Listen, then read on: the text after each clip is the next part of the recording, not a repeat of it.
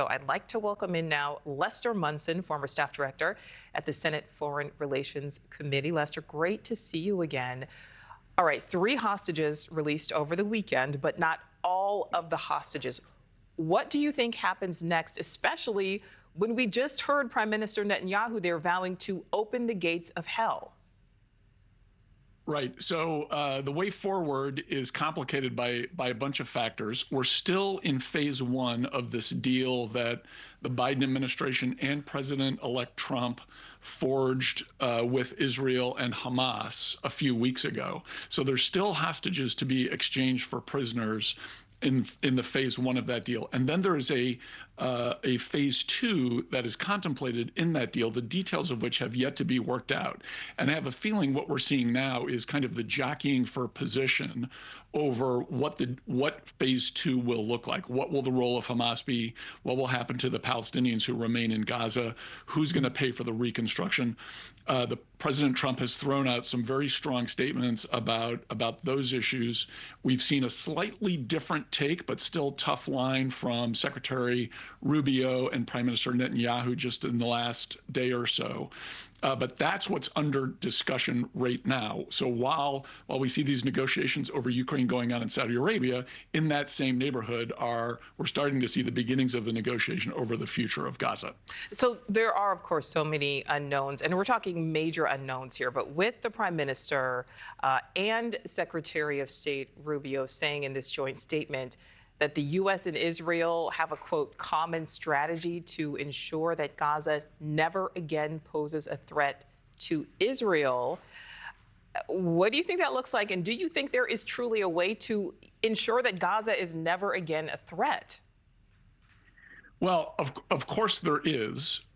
Whether folks in the neighborhood are going to be willing to support that is the question. And that's what these negotiations are about. And so I think what we saw on this very tough line about Hamas is actually a bit of a compromise from where President Trump was on the question of clearing out Gaza and having the U.S. rebuild it.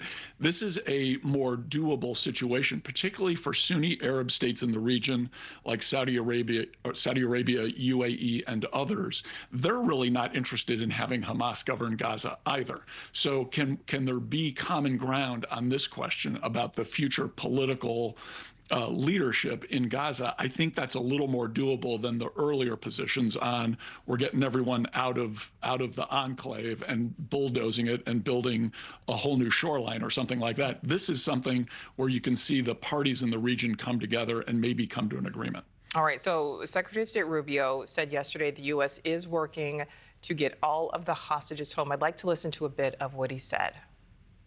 We share a common goal. We want to see every hostage released. Frankly, I think, and the president has said this, we want to see them out as soon as we possibly can. And certainly, the world has watched these images of people, and it's just heartbreaking to remember that some of them have been now almost 2 years there. It's a horrifying situation. Okay, so Lester, we heard right there from Secretary of State Rubio. We're seeing these big declarations from President Trump, from the Prime Minister of Israel there. But what do you think is actually happening behind the scenes right now? Well, I suspect that the U.S. and Israel have slightly different goals here. That's not unusual. That's to be expected. And they're working them out behind the scenes. And what you're seeing, which is a change from the Biden administration, is American officials being willing to publicly side with Israel on these tough questions. And I think it's a welcome change. And it's nice to see the Secretary of State speak very plainly about the horrors that have been leveled against these hostages. We saw the 3 gentlemen who were released just recently. There's allegations of torture and very bad treatment of them, and for the almost 500 days they were in captivity. So I think this is a sensible approach from Secretary Rubio, and I think he's working out some of the details about what they want to see going forward with Prime Minister Netanyahu and his cabinet. So that's a good thing, and we shouldn't expect to see these disagreements in public. The Biden administration did that. I think it was a mistake. What do you think, Lester, all of this means for the millions of civilians who are caught in the middle of all of this? Well, let's remember there are civilians in Gaza who, of course, are caught up in this. There are also the citizens of the state of Israel who are caught up in this.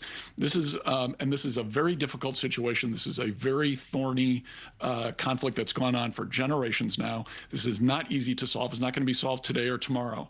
But if the parties can kind of orient themselves towards a doable outcome here, and be a little bit more creative than they have been in the past, there is some reason for hope. And I think the fact that President Trump and his team have been like engaged in the day-to-day here and kept this ceasefire deal with the hostage exchanges going on is a very positive sign. Let's keep the momentum. Let's keep taking steps towards the next phase and see how far we can get. My last question for you. I mean, there is so much devastation and destruction. What do you think the rebuilding process will actually look like, considering what we have heard from President Trump and when it comes to the future of Gaza? Well, I think it's evident. It's evident to me that what President Trump is looking for is for American allies in the region, to include Saudi Arabia, UAE, and others, to step up and fund the reconstruction here. The U.S. shouldn't have to bear the financial burdens there. And I think if the diplomats can do their job, and Secretary Rubio has a tough job here, can get folks at the table and talking about things and get a political solution, we will see the money flow in from the neighbors. All right, Lester Munson, as always, thank you so much. Thank you.